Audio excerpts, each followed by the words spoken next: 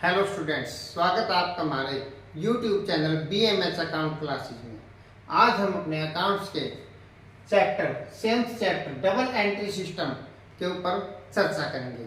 जैसे कि इसके नाम से ही पता चलता है कि डबल एंट्री, दो बार लेखांकन करना। अब तक हमने अपने अकाउंटिंग के सभी प्रिंसिपल्स, टर्मिनोलॉजी, जो हमारे अकाउंट्स की प्रोसेस है वो हमने सब सीखा है। अकाउंटिंग इक्वेशन कैसे की जाती है। आज से हम अपने डबल एंट्री, जिसके अकॉर्डिंग हमें अकाउंट्स करना होता है, उसके ऊपर चर्चा कर रहे हैं। जैसे डबल एंट्री सिस्टम, दो बार एंट्री का अर्थ ये नहीं है कि एक ही एंट्री को दो बार लिखा जाएगा, नहीं। एक एंट्री को दो खातों में, दो अकाउंट्स के अंदर लिखा जाता है। जब एक खाता डेबिट होता है तो दूसरा खाता उतने ही रुपए से क्रेडिट होता है। इसको डबल एंट्री, दोहरा लेखा प्रणाली कहा जाता है। यह जो डबल एंट्री सिस्टम है एक साइंटिफिक और कंप्लीट मेथड है। इसी के अकॉर्डिंग हमें अपने अकाउंट्स करने हैं। इस पद्धति का जन्म कैसे हुआ? तो 1494 ईस्वी के अंदर इटली देश के वेनिस नगर के गणितज्ञ लुकास पेसियोली ने एक पुस्तक लिखी, जिसके अंदर उन्होंने लेन देन के दोनों पहलुओं के बारे में लिखा। उसके पश्चात 1544 ईस्वी में ह्यूज ओल्ड कैसिल ने इस पुस्तक का इंग्लिश में अनुवाद किया। उन्होंने इस पुस्तक को इंग्लिश में लिखा। उसके पश्चात काफी परिवर्तन होने के बाद 1785 में एडवर्ड जोन्स ने एक पुस्तक लिखी, जिसका नाम है English system of book keeping. उसके अंदर एडवर्ड जोन्स ने विक्रय बही, परचेज बुक, सेल्स बुक्स और हमारे ट्रायल बैलेंस के बारे में जिक्र किया, उसका उपयोग किया कि भाई परचेज बुक, सेल्स बुक्स का कैसे यूज में होंगे, ट्रायल बैलेंस कैसे यूज में होगा और ट्रायल बैलेंस से हमारा फाइनेंशियल पोजीशन कैसे बनाई जाती है। आज लगभग पूरे विश्व के अंदर हमारी इसी के अकॉर्डिंग हमारे अकाउंट्स किए जाते हैं।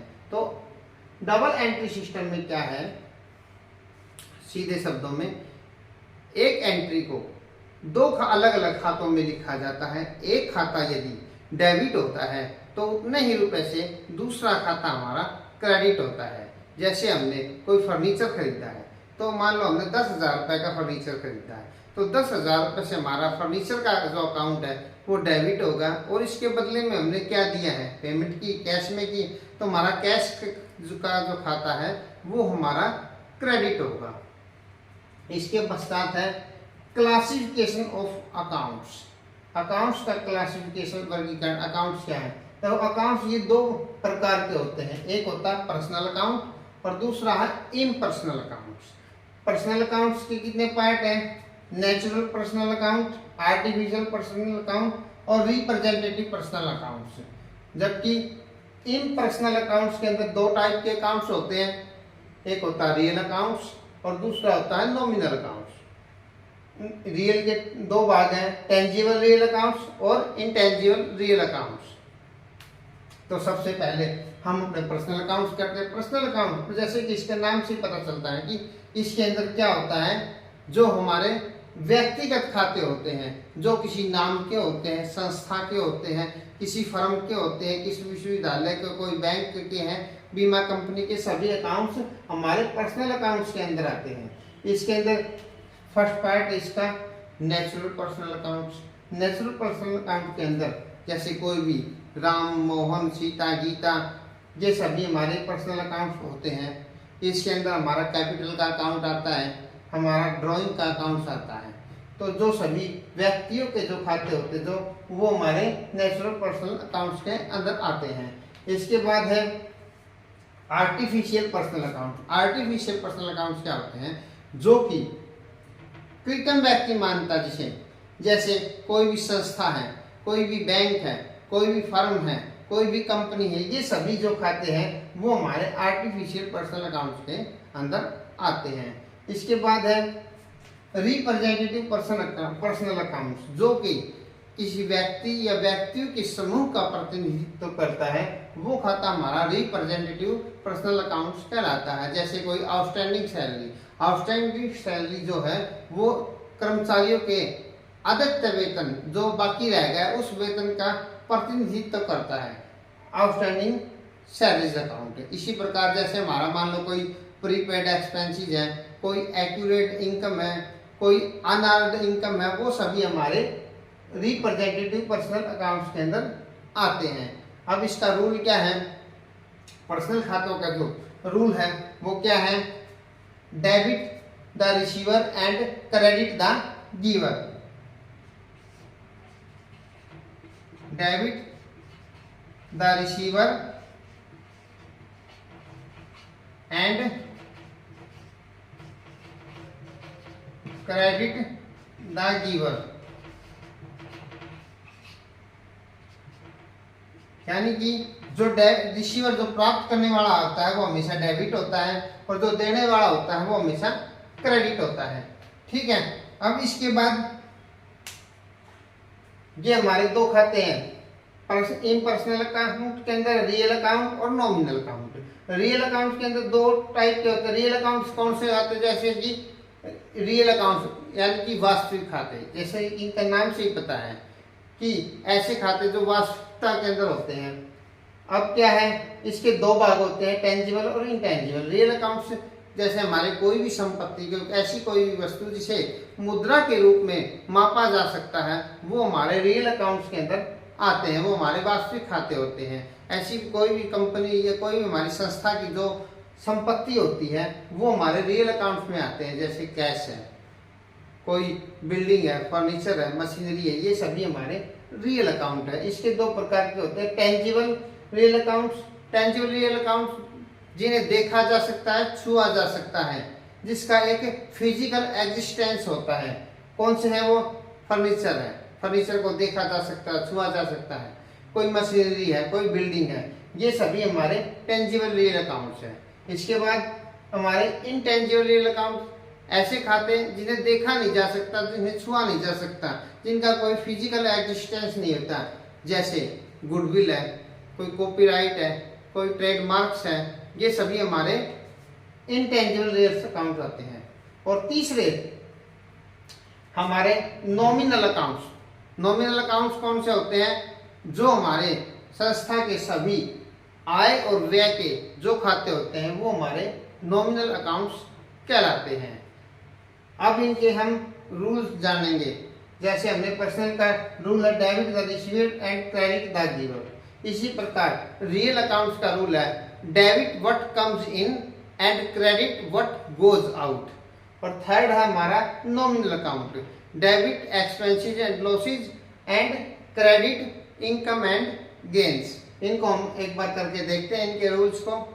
अब इनके rules, personal accounts, real accounts और नॉमिनल अकाउंट्स, इनके सभी के रूल्स अब हम देखते हैं।